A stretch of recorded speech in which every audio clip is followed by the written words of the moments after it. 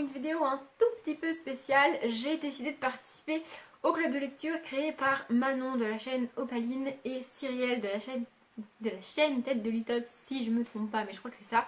Elles ont créé à partir du mois de février un club de lecture qui s'appelle Une chambre à nous. Ça fait référence au livre Une chambre à soi de Virginia Woolf. Toutes ces informations, je les ai prises dans leur propre vidéo qu'elles ont faites pour annoncer la création du club. Je pense que vous devez les connaître et donc vous avez dû voir passer ça. Et donc j'ai décidé, même si j'ai terminé un petit peu en challenge zéro achat, bref, d'acheter et de lire les 2 livres qu'elles ont proposés. Donc tous les 2 mois, elles vont proposer chacune un livre, donc 2 livres par mois, pardon, 2 livres tous les 2 mois, pardon, pour un livre en référence au féminisme à lire et ensuite à en parler. Alors je les ai lus, j'ai volontairement été voir aucun avis parce qu'il y a un groupe Facebook sur lequel les gens qui lisent les livres peuvent échanger leurs avis et ce qu'ils ont pensé des livres dessus. Sur le groupe, mais j'ai volontairement été voir aucun avis pour lire les livres de mon côté toute seule et en parler dans cette vidéo sans aucune influence. Et je pense que j'ai bien fait parce que sinon il y en a un des livres que j'ai moyennement aimé et que que je vais probablement plus comprendre et comment dire, être influencée par les autres avis et donc quelque part plus l'aimer une fois que j'aurai lu les autres avis, parce qu'une fois que cette vidéo sera publiée et j'irai voir les autres avis, n'est-ce pas? Donc je vais les présenter dans l'ordre que je les ai lus. Il y en a un que j'ai vraiment beaucoup aimé. Et l'autre qui, comment dire, c'est à la fois négatif et positif, le fait que ça me touche moins, ça veut dire que ce qu'elle défend dans son livre, c'est acquis pour moi aujourd'hui en tant que femme, et du coup, ça m'intéresse pas vraiment, parce que moi je suis née avec les droits pour lesquels elle a dû se battre. Je sais pas si c'est très clair ce que je dis, mais j'y reviendrai en parlant du livre, parce que ce sera le deuxième. Donc le premier c'est Nous sommes tous des féministes de Chimamanda Ngozi Adichie.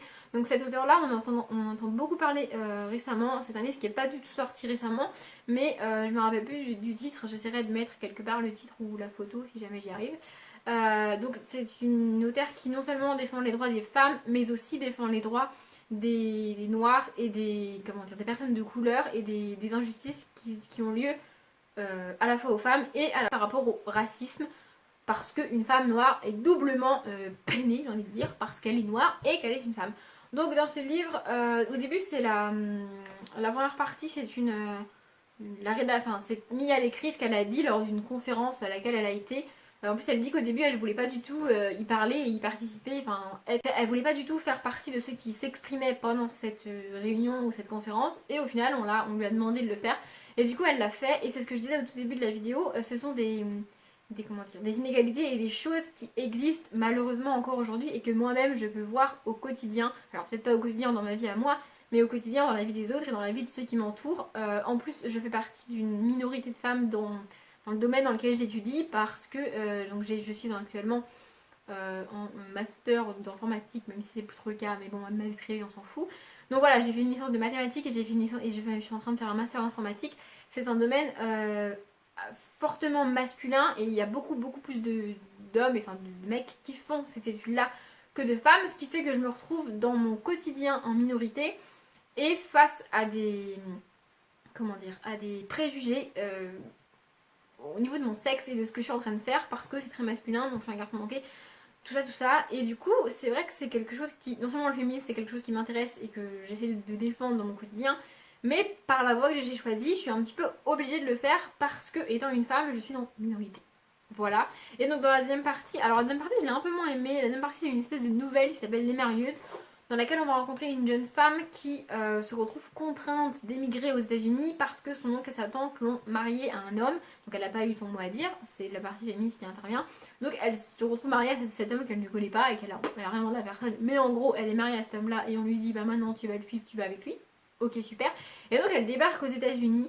Et j'ai trouvé que cette nouvelle traitait plus pour le coup de l'immigration et des minorités et de l'espèce d'exode qu'on est obligé ou non à faire ou qu'on fait, que du féminisme, parce que cet homme, moi je l'ai trouvé plutôt, plutôt cool. C'est comme si lui aussi on lui avait imposé une femme quelque part et que lui aussi il était obligé de suivre cette espèce de condition sociale, enfin de truc social là, cette espèce d'obligation sociale, parce que dans leurs mœurs c'est comme ça. Donc lui aussi il est obligé de faire ça et de prendre une femme de sa culture, parce qu'il aurait pu très bien choisir une américaine, sauf que pour sa famille et pour sa culture c'est pas comme ça qu'il a été élevé, donc il est quelque part obligé de prendre une femme de son pays et de sa culture et de la ramener aux États-Unis. Mais au lieu d'être l'homme totalement bourru et totalement fermé à ce que la femme soit indépendante, non. Il va littéralement la sortir, il va lui montrer le monde, lui montrer comment ça fonctionne, lui dire de ne pas parler dans leur langue naturelle, de ne pas faire certaines choses, de ne pas faire leur plat du pays, j'ai envie de dire, pour qu'il s'intègre et pour que la femme s'intègre à la société. Et ça, j'ai trouvé ça très positif parce que cet homme-là qui a pris cette femme pour épouse, rien ne l'oblige à lui dire de sortir de chez eux, rien ne l'oblige à lui dire de parler une langue, donc de parler l'anglais que tout le monde peut comprendre autour d'eux. Il aurait pu très bien l'obliger au contraire à ne parler que sa langue à lui pour qu'il soit le seul à la comprendre.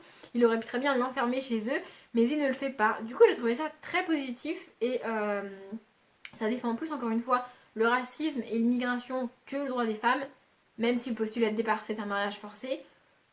Mais j'ai trouvé quand même que c'était positif et j'ai beaucoup aimé cette nouvelle qui montre que même si les hommes suivent les mœurs et appliquent ce en quoi on les a élevés, c'est-à-dire prendre une femme de leur culture, ils ne sont pas tous obtus et ils ne rabaissent pas tous la femme comme on pourrait l'imaginer. Le deuxième livre, c'est donc Femme, réveille-toi, déclaration des droits de la femme et de la citoyenne d'Olympe de Gouges. Et c'est celui-ci qui m'a un petit peu moins touchée personnellement.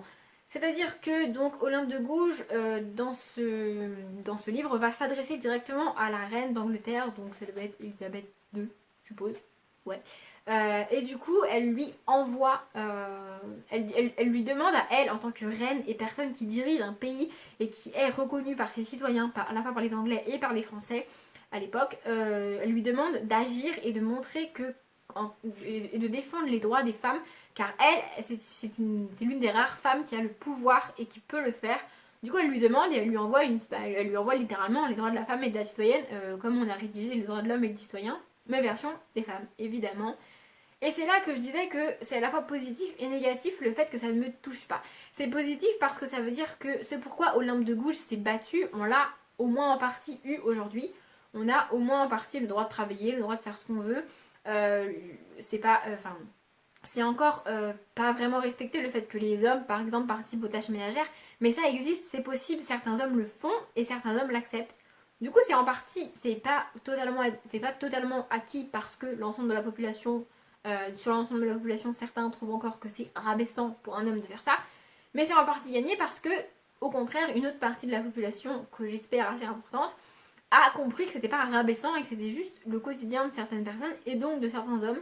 Donc du coup c'est assez positif le fait que ça ne me touche pas dans mon quotidien avec autant d'importance pour moi dans mon quotidien que ce qu'a pu dire Chimamanda Ngozi Adichie dans son livre.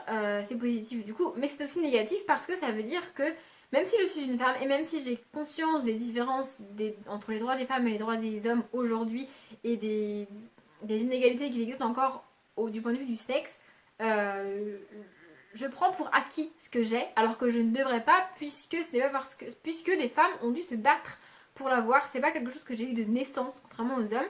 Des femmes ont dû se battre pour moi. Et du coup, quelque part, si je prends ça pour acquis, ça veut dire que je respecte ce qu'elles ont fait, puisque pour moi c'est acquis. Mais qu'en même temps, je pars du principe que c'est normal que j'ai ça, alors que pour elles, ça ne l'était pas. Voilà, après il y a une deuxième partie dans ce livre, je crois, que j'ai pas vraiment lu, enfin que j'ai lu un petit peu en diagonale.